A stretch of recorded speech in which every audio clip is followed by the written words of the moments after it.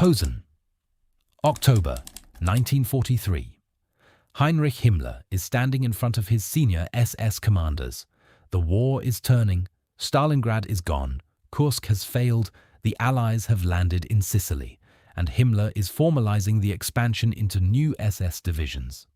Not one, not two, but multiple new formations. Drawing on premium manpower reserves and veteran cadres, the Army's general staff was desperate to retain, drawing on equipment allocations that here Panzer divisions on the Eastern Front had been waiting months to receive, drawing on fuel that frontline units were already rationing. The commanders in that room know what this means. More SS divisions means fewer resources for the formations holding the line, more competition for a shrinking industrial base, Germany expanding an auxiliary structure at the expense of the men doing the actual fighting. None of them say this out loud, because Himmler answers to Hitler. Not to them, not to the army, not to the war economy. And Hitler has never told Himmler to stop. This isn't a military decision. It never was. Subscribe if you want history that follows the power, not just the battles. This is that channel. By 1943, Germany's war economy was under systemic exhaustion. Every tank produced, every replacement soldier trained, every liter of fuel refined. A finite resource in a war Germany was running out of capacity to sustain. So why did Himmler keep building new SS divisions right up until the final months of the war? The answer has almost nothing to do with military strategy, and everything to do with how power actually works inside a dictatorship. Let's start with what everyone thinks they know about the Waffen-SS.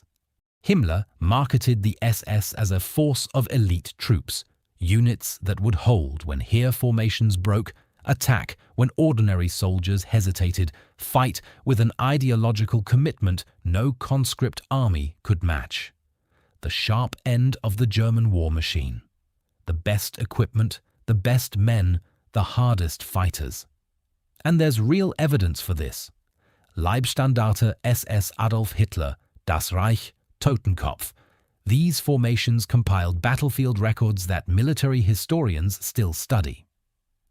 At Kharkov in early 1943, the SS Panzer Corps under Paul Hauser recaptured a major city in roughly 4 weeks against a Soviet force that significantly outnumbered it. Erich von Manstein credited them in his own memoirs. When the line was breaking and German army units were pulling back, the SS held. That reputation was earned in blood, and it was real. There's one detail about Kharkov worth knowing. Hauser had abandoned the city against Hitler's direct orders in February, pulling back to prevent his corps from being encircled. Hitler was furious. Then Hauser recaptured it anyway. An SS commander could defy Hitler and survive. Army generals who retreated without authorization faced court-martial or worse. That independence from consequences was exactly what Himmler was building. Historians generally identify 7 divisions as consistently meeting the standard. The 1st, Leibstandarte, 2nd Das Reich, 3rd Totenkopf, 5th Viking, 9th Hohenstaufen, 10th Frundsberg, and 12th Hitlerjugend. A corps of genuine capability that earned its reputation. But here's the number that cracks the foundation of the entire story.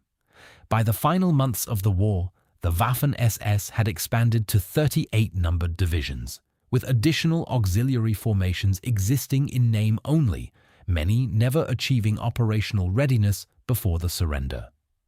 Not 7. 38. The 7 divisions people point to were surrounded by 31 more. Foreign conscripts, poorly trained volunteers, units that dissolved under their first serious engagement, formations so inadequate that German army commanders refused to deploy them on critical sectors without regular support. Some late-war SS divisions performed below the average Heer infantry they were supposedly superior to. The question isn't whether the SS had capable divisions, it did. The question is why it kept building 31 more that weren't. In a previous video on this channel, we looked at why the German army hated fighting alongside the SS. The rivalry was real, the resource competition was real, but that video examined the rivalry from the outside, from the perspective of soldiers on the ground watching the SS get better boots, newer tanks, fresh replacements. This video is about something different. This is about why Himmler kept building the machine that caused all of it. 1943. A Heer general submits a request for tank replacements through the army procurement system. He will wait 6 weeks for a response. 300 miles away, an SS divisional commander picks up the phone and calls Himmler's office. His tanks arrive in 10 days. Same war, same collapsing industrial base. Completely different system. That gap didn't happen by accident. It was built, deliberately, methodically, by one man who understood something most military commanders never do. Power isn't taken. It's accumulated.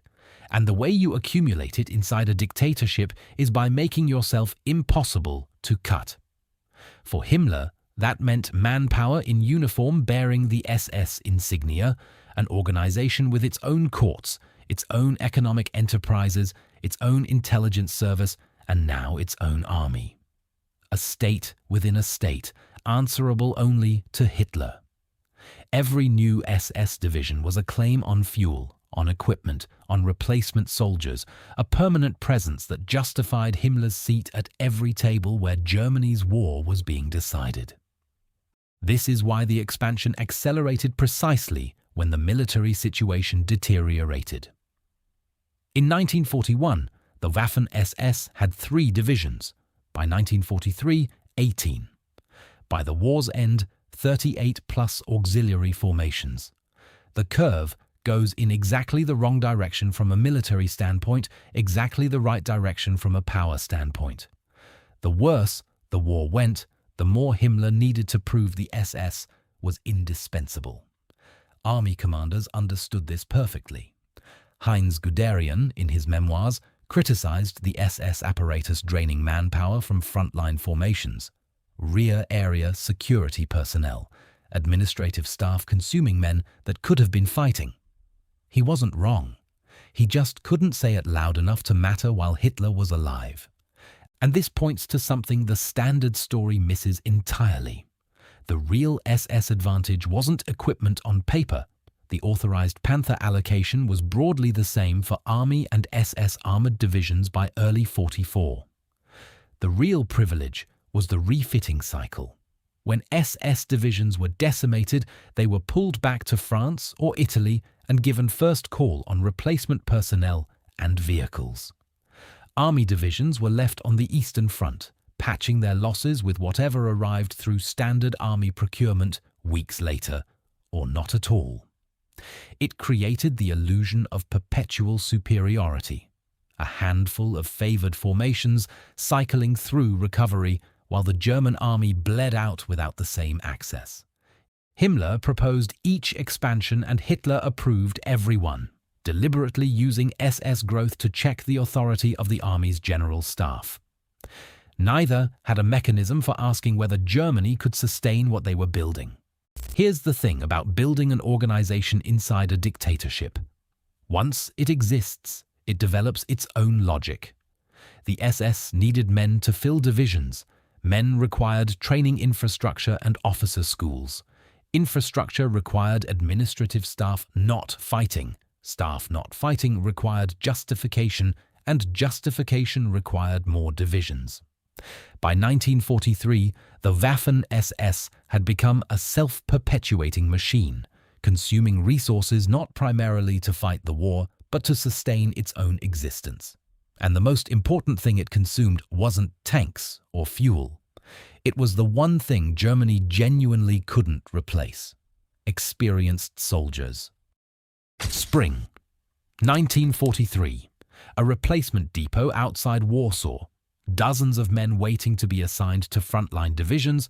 Half of them have never fired a weapon in combat. The veterans who should be training them have been reassigned, pulled to staff new SS formations forming up in France. The division they're supposed to join is holding a 15-mile sector with the strength of a regiment, and it has been waiting 3 months for these replacements. This is what the expansion was actually costing. Germany entered 1943 with a manpower problem that had no solution. The Eastern Front had consumed an entire generation of experienced soldiers, the men who'd invaded France in 1940, who'd fought through Barbarossa, who understood combined arms at the unit level, dead, wounded, or captured. The Heer's ability to train new soldiers to its 1941 standard was gone. Into this crisis, Himmler was pulling manpower for new SS divisions. Not veterans, there weren't enough of those for anyone. But standing up each new SS formation drew on exactly the experienced personnel that frontline divisions needed to maintain their own effectiveness. When the 12th SS Hitlerjugend Division was formed, it didn't recruit from scratch. It cannibalized veteran NCOs and officers from Leibstandarte to build its leadership skeleton. That internal drain weakened the capable corps while failing to provide sufficient professional leadership for the raw formations being built around it. The same pattern repeated at scale. Experienced NCOs pulled from army units to staff SS training programs, officers who could have led German army companies instead, organizing SS divisional administration, equipment allocated to SS formations arriving on time through Himmler's direct channels to Hitler, while equivalent army requests moved through standard procurement and arrived weeks later, if at all. By 1944, the recruitment pool had collapsed so completely that Himmler was filling SS divisions with concentration camp guards, ethnic Germans from Romania and Hungary who spoke no German. In Hungary alone, roughly 40,000 were forcibly conscripted into the SS that year, and men previously rejected by the army as physically unfit. The dilution reached its nadir with the Dirlewanger Division, originally recruited from convicted poachers. Its ranks eventually swelled with murderers and men released from concentration camps, and their conduct during the Warsaw Uprising was so depraved that even some SS commanders requested their removal from the front. These men wore the same uniform as Leibstandarte. They consumed the same organizational resources. They shattered everything those resources were supposed to represent. Military historians broadly argue that the manpower and equipment consumed by the expansion, redirected to Heer formations with experienced crews and established logistics, would have delivered better returns on the same investment. More Panthers, with German army crews who'd been fighting since 1941, more experienced infantry in divisions that already knew how to use them, more refitting priority for Heer Panzer divisions left to wither rather than cycled back for recovery. The capable SS Corps didn't cost Germany the war, they were the foundation, built before the war turned, genuinely effective, often holding the line when everything else was collapsing. What came after was Himmler's response to losing, and it accelerated the collapse. Here's where we are. Himmler expanded the Waffen-SS not because Germany needed more SS divisions, but because organizational size was how power was measured inside the Nazi state. The expansion consumed manpower and equipment the German army needed more urgently, and the refitting cycle gave a handful of formations the illusion of perpetual superiority, while the Heer bled out in place. But here's the implication most analyses stop short of. The myth of universal SS battlefield dominance wasn't primarily a wartime creation. It was amplified and solidified after the war by army generals whose memoirs consistently framed the SS as fanatical and reckless, a narrative that served their own reputations while quietly burying the 31 underperforming divisions the mythology depended on ignoring. The mechanism was straightforward. Officers in Allied captivity faced two problems simultaneously. They needed to explain why Germany lost a war their institution was supposedly fighting with professional excellence, and they needed to distance themselves from the regime's atrocities, specifically the Holocaust, which the broader SS apparatus had administered. the solution to both problems was the same narrative. The SS was fanatical, reckless, ideologically driven, everything the professional army was not. If the SS was the true face of Nazi Germany, the German army was merely a professional force fighting a legitimate war. And if the SS was simultaneously dominant beyond comparison, Germany's defeat could be attributed to being overwhelmed by numbers rather than out-institutionalized. Both claims served the same purpose, both were overstated, and both entered the historical record through memoirs written by men with every incentive to shape how they'd be remembered. Erich von Manstein praised SS determination, but he also needed that determination to explain why his own operational brilliance hadn't been enough. Heinz Guderian criticized SS resource consumption, but he also needed a scapegoat for why blitzkrieg doctrine eventually failed. The rehabilitation accelerated during the Cold War, when SS veterans organizations, specifically the HIAG, actively promoted the image of the Waffen-SS as a European army of anti-communist volunteers. Most of those volunteers were conscripts motivated by local circumstances, not pan-European ideology. It was a calculated image reconstruction, and it worked. Combat effectiveness studies that SS defenders frequently cite were based on the capable core formations in specific engagements, not on the full 38-division organization averaged across all units. Citing that analysis to support general SS superiority is itself a product of the post-war narrative, not the underlying data. The reputation that survives today was built on 7 divisions, sustained by the men who needed it to exist for reasons that had nothing to do with military history. So, why did Himmler keep building an army Germany couldn't afford? Because it wasn't primarily an army. It was a power base, the permanent competition for resources, influence, and Hitler's favor that defined how the Nazi state actually functioned. Every new SS division was a political argument made in steel and manpower, an argument that the SS was essential, that Himmler was indispensable, that the organization he'd grown from a 280-man bodyguard unit in 1929 into a state within a state deserved its seat at every table where Germany's future was decided. The tragedy from a purely military standpoint is that the early Waffen-SS was real. Those 7 divisions at their peak were real. The determination that held positions the German army couldn't hold was real, and it mattered. But Himmler couldn't stop at 7 divisions. Stopping meant accepting limits. Accepting limits meant a smaller claim on resources. A smaller claim on resources meant less power, and less power inside the system. Himmler operated in was indistinguishable from losing. So he kept building. Through Stalingrad, through Kursk, through the Allied landings, through the collapse of Army Group Center, right up until the regime that had funded the entire enterprise ceased to exist. The German army fought to win the war. The SS fought to win the war and secure Himmler's position simultaneously. When those objectives aligned, Kharkov, Normandy, the Ardennes, the SS performed. When Germany needed every resource concentrated on survival rather than internal politics, the SS kept expanding anyway.